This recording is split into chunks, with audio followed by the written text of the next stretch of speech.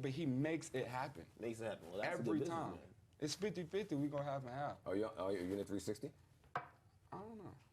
No, don't tell me you don't know. You know if you in a 360. Bro, I don't really. Are they getting a cut of that Sprite commercial check? I don't know. You know, man. Stop. I mean, I know I got an amazing deal. I have an amazing attorney. But you don't know if you're in a 360. If you don't know you're in a 360, you're in a 360. It's like one of those. Okay. You know what a 360 I know I recouped my deal. I mean, you and Coach, you and Coach probably had that conversation, right? You do know what a 360 deal is, though. I heard about it. I'd like to know your opinion on it. I don't even care Can whether you explain it to the Yeah, audience you first? have to explain it to me. When an old nigga like me sees Yachty in a Sprite commercial and sees Yachty in a Target commercial, I say to myself, the label is really doing, again, the label, I don't know if that's QC Capital, whoever, is doing an amazing job cashing in on their 360. Clearly there's some marketing appeal that this kid has that transcends hip hop, and the label is taking full advantage of it. So when you have a star like that, it behooves the label, if you're in a 360, to do all that they can to get you these other ventures.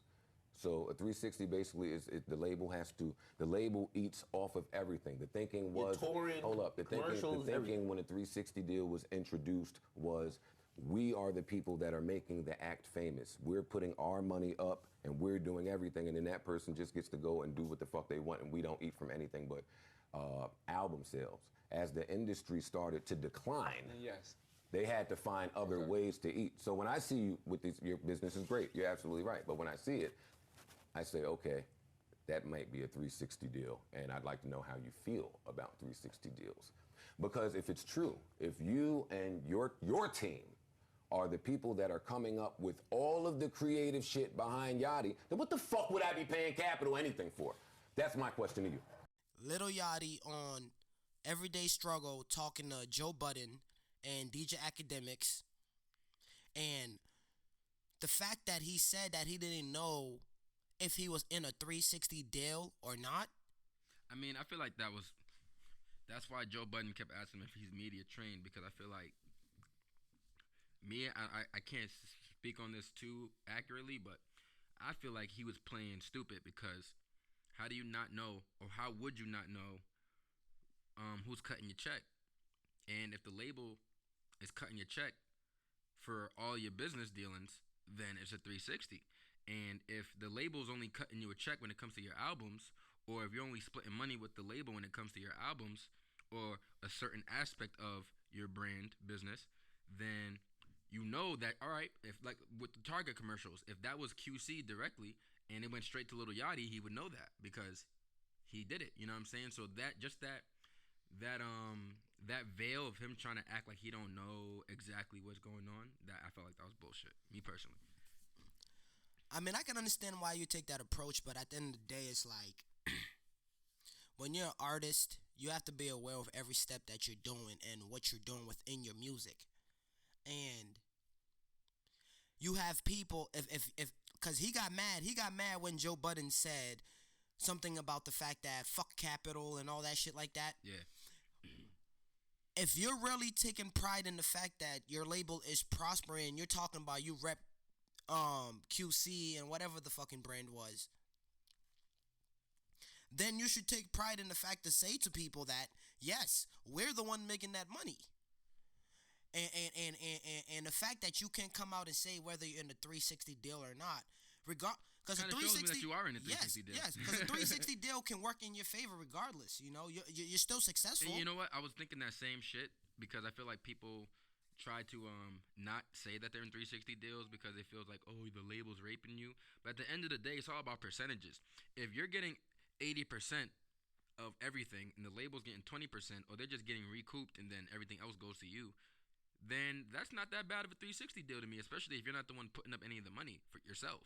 But at the end of the day, the point of being a boss is that you're making this bread and then you're putting your own bread into shit and you're flipping that so it's going straight to you and straight to your niggas, so you and your niggas can break that bread, instead of putting another person who isn't somebody that you grew up with or isn't somebody that you fuck with like that. I mean, at the end of the day, it's a good business. You're gonna fuck with the label because the label offers what they offer, but it's not the same as when you got your camp of niggas and y'all niggas is millionaires. You know what I'm saying? So even if he's in a 360 deal, all right, cool. Y'all niggas become millionaires, and then there becomes a point where you start to invest your own shit into yourself, and then you don't have to break bread with outside people. And if you do break bread with outside people, you're cutting them in, and not vice versa. So Absolutely. Another thing I feel like people misunderstand is that the platform is the platform. What you do with the platform that you're on, it's all up to you. Like, you could be signed to a 360 deal, and you have like Yachty said that he already paid the label what they give him in advance. So at the end of the day, if you already paid the label what you give them in advance, then you should be able to come out and say you're in the 360 deal, motherfucker. Cause what is the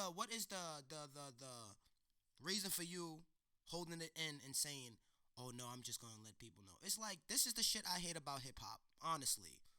And this is the shit that I hate that makes it hard for other people to gain the knowledge that they're looking for. Because if you're in the place that you already are, and you're already successful, and you're one of the new upcoming artists, and you know there's a bunch of other niggas who are trying to take that same route as you, then this is your chance to be a real nigga. And people talk about fan base this, fan base that. Then you owe it to the people to understand that part of your life also. That's not a hard question, and it's not like people asking you who's your girlfriend and that type of shit. I understand personal, but when it comes to the music shit, you're already doing it. So it makes no sense to me to not elaborate on the things that you're doing to get you to the point that you are. Because at the end of the day, these niggas have what agenda? Niggas is trying to make themselves or their business dealings mysterious while kind of speaking on shit. So they're giving niggas a little bit of information, but it's not really enough information to really make a firm, solidified opinion on. So when they doing that, it's just to fuck with niggas. Absolutely. Like, at the end of the day, niggas can come out and say shit because, and when it comes to certain aspects, they do it. Like we saw in the interview where Lil Yachty was saying shit firmly. He was speaking, putting his foot down, saying certain shit. But then when it came to other topics, especially the business and the 360 question, then shit started getting hazy, and then niggas started getting lost and not really knowing what the fuck he was actually saying. You know what I'm saying? Niggas be saying a whole bunch of shit, but they don't be actually saying anything. You know what I mean? But yeah, I understand what you're saying, man. I honestly agree on that. And for me to just wrap it up, I feel as if that people honestly need to just start being more aware of what the hell is going on around them.